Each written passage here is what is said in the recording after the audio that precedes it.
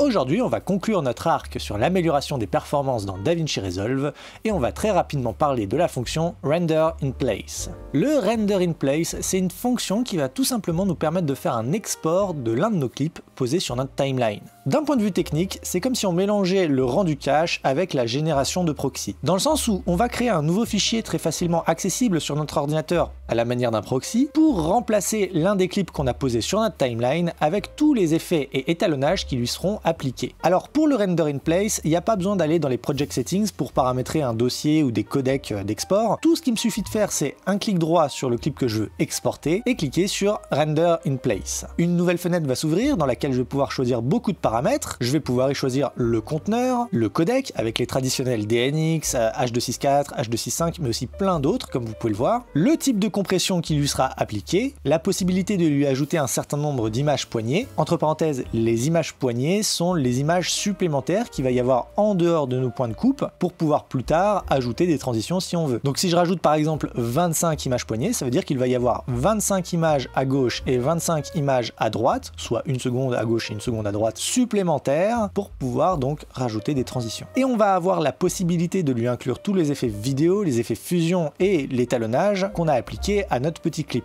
Tout ce qui me reste à faire moi, c'est de valider pour exporter le fichier, lui choisir un dossier de destination et commencer le rendu. On va avoir cette barre de chargement et il va falloir être un peu patient. Une fois que le rendu est terminé, je vais avoir un nouveau fichier vidéo ajouté automatiquement dans mon Media Pool. On peut voir son titre qui finit par Render 1. Il s'agit de ce nouveau fichier vidéo que je viens d'exporter, en l'occurrence sur mon bureau. Sur ma timeline, le clip vidéo a été automatiquement remplacé par ce nouveau fichier vidéo. On peut le voir dans le nom du fichier, juste ici, que c'est bien le render1.move. À partir de là, mon rush original, lui, n'est plus utilisé. Et tous les effets et étalonnages que j'aurais pu lui appliquer dans ma timeline font maintenant partie intégrante de ce nouveau fichier. Comme si j'étais passé par ma page Deliver pour ne rendre que ce petit clip et le remplacer manuellement sur ma timeline. Ce qu'il y a de bien avec ce procédé, c'est que ça fonctionne à peu près comme un proxy. Si je voulais partager mon projet avec un autre technicien de post-production, mais que celui-ci n'aurait pas eu une machine suffisamment puissante pour pouvoir lire la timeline d'origine, j'aurais pu exporter l'ensemble des clips de ma timeline de cette manière, en y ajoutant pourquoi pas des images poignées, et lui partager mon fichier projet, plus seulement les clips que je viens d'exporter, afin que celui-ci puisse voir l'ensemble de ma timeline avec ses clips et ses coupes aux mêmes endroits, sans avoir besoin de calculer les effets ou l'étalonnage qu'il aurait pu y avoir. C'est aussi très pratique si l'on veut ouvrir cette timeline dans un autre logiciel que DaVinci Resolve. On le verra dans un autre épisode de nos tutos, mais il est tout à fait possible d'ouvrir une timeline DaVinci Resolve dans Premiere Pro ou Final Cut par exemple. Mais comme les effets et les outils d'étalonnage ne sont pas forcément les mêmes d'un logiciel à un autre, le fait de passer par un render in place de l'ensemble de notre timeline avant de faire cette migration va pouvoir nous assurer que tout ça ne sera pas mal interprété par l'autre logiciel dans lequel on ouvrira notre timeline.